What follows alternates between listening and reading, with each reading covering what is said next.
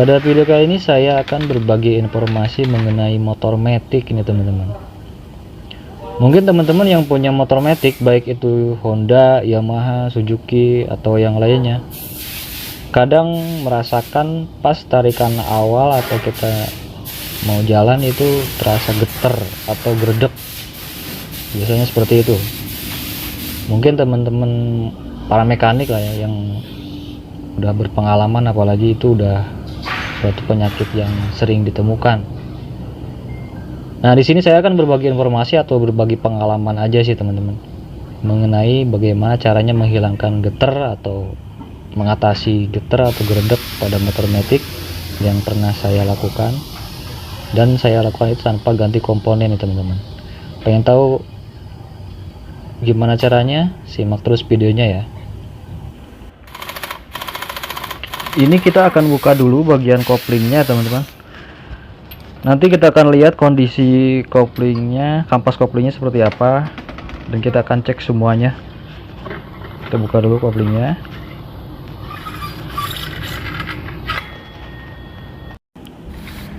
Kemudian kita akan buka juga bagian depannya teman-teman. Kita akan cek juga kondisi rollernya seperti apa. Nah, ini bibelnya kita buka, kita cek. Nah, ini rollernya teman-teman. Oke, kita cek semua. Setelah semua komponen CVT dilepas, kita akan cek satu persatu kondisi komponennya ya teman-teman. Nah, ini bagian CVT itu kadang emang rentan kotor sih, karena dia kan secara sistem kerja itu kering, jadi nggak ada olinya.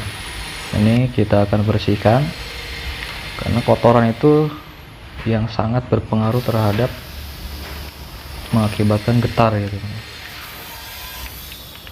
Dan bagian CVT itu harusnya emang masuk ke servis berkala atau perawatan berkala yang harus diperhatikan sama teman-teman. Jadi setiap servis itu bagusnya sih dicek juga, karena kalau nggak dicek atau nggak dibersihkan ya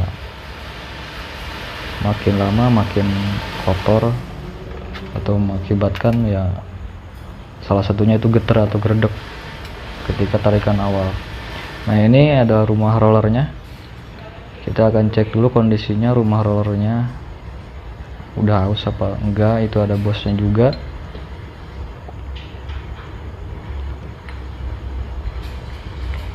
Biasanya ada bosnya itu aus. Nah, ini rollernya kotor sekali ya teman-teman. Nanti kalau emang kondisinya masih bagus, nggak usah diganti, nggak apa-apa. Kalau emang kondisinya udah jelek atau aus ya harus ganti. Nah, ini adalah pisletnya, kita cek. Biasanya pisletnya yang memang cepat aus atau karetnya. Kita cek juga ini bibelnya ya. Kalau pengecekan itu biasanya dari keretakan tengahnya itu, tahu kalau ini sih masih bagus.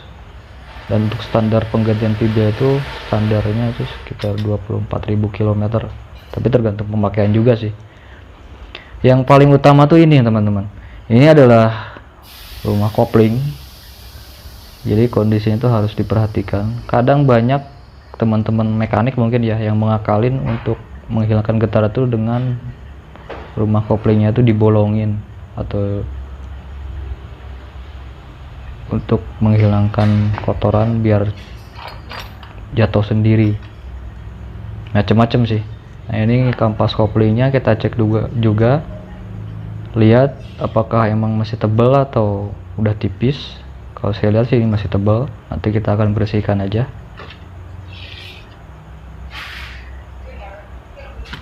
Karena sangat berpengaruh penting itu dari kampas kopling sama rumah kopling sebenarnya teman-teman.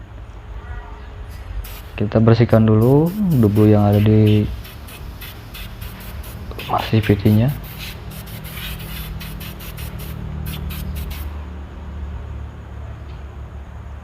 Oke, simak terus ya teman-teman, biar teman-teman juga paham. Lalu ini kita akan bongkar koplingnya.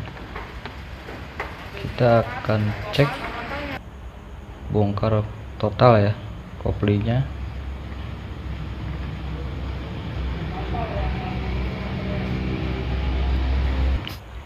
Ini kampas koplingnya udah kita bongkar ya teman-teman. Teman-teman bisa lihat ada per 3 kecil-kecil itu, atau spring clat ya. Biasanya sih banyak, mungkin teman-teman mekanik yang udah berpengalaman itu untuk mengakali dari spring clatnya yang 3 itu, atau per yang gede atau spring yang gedenya itu teman-teman bisa diganti dengan motor lain atau lebih panjang biasanya, biar nggak geter atau tarikannya lebih enak. Nah ini damper clatnya juga kita cek apa emang kondisinya masih bagus atau udah keras. Biasanya kalau damper tuh biasanya pengaruhnya ke bunyi, tapi getar juga bisa. Nah di sini saya akan berbagi pengalaman atau yang emang saya pernah lakukan.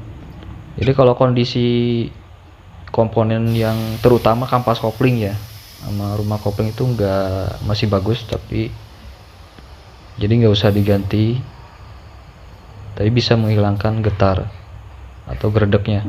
Nah ini saya berbagi informasi mengenai cara kerjanya ya.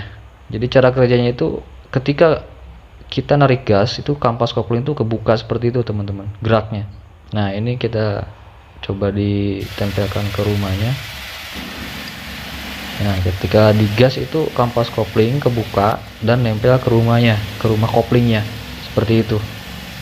Nah biasanya yang mengakibatkan geredek itu antara putaran mesin dan putaran roda belum seimbang, sedangkan pergerakan kampas kopling itu agak seret atau ada sesuatu yang emang mengganjal kayak kotoran, atau pergerakan kampasnya itu nggak cepet atau nggak responsif. Jadi ketika putaran nggak seimbang antara roda dan mesin itu yang mengakibatkan terasa getar atau gerdek. Nah ini biasanya juga rumahnya nih ada haus atau emang banyak kotoran, itu sangat berpengaruh sekali terhadap getar. Nah di sini saya tidak akan mengganti komponen karena emang masih bagus ya, dan saya juga tidak akan mengakali. Tapi ini satu nih caranya, yaitu dibersihkan biar pergerakan kampas koplingnya itu lancar. Setelah semua komponen dicek dan dibersihkan, lalu kita akan pasang lagi ya. Ini rollernya kita akan pasang kembali. Kalau emang kondisinya masih bagus, gak usah diganti, bersihkan aja nanti. Kalau emang kondisinya sudah jelek ya mau gak mau harus ganti. Nah rollernya kita pasang ya.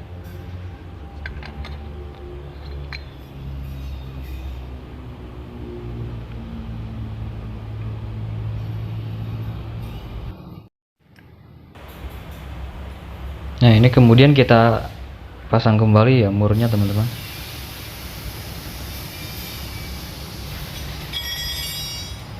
Setelah itu kita kencangkan.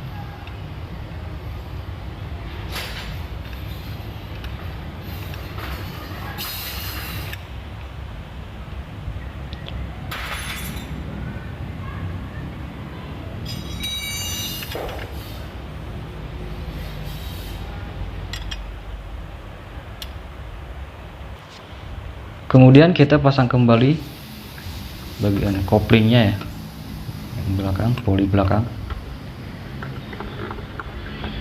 Ini jangan lupa juga untuk kalau saya sendiri sih karena kampasnya masih bagus, cukup diamplas aja sih biar lebih halus dan menghilangkan kotorannya itu teman-teman, bagian koplingnya.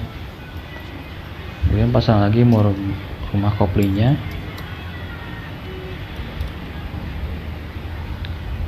Jadi ini saya tidak mengganti komponen ya, hanya membersihkan aja. Tapi tadi intinya itu tadi di pergerakan kampas koplingnya itu yang berpengaruh teman-teman.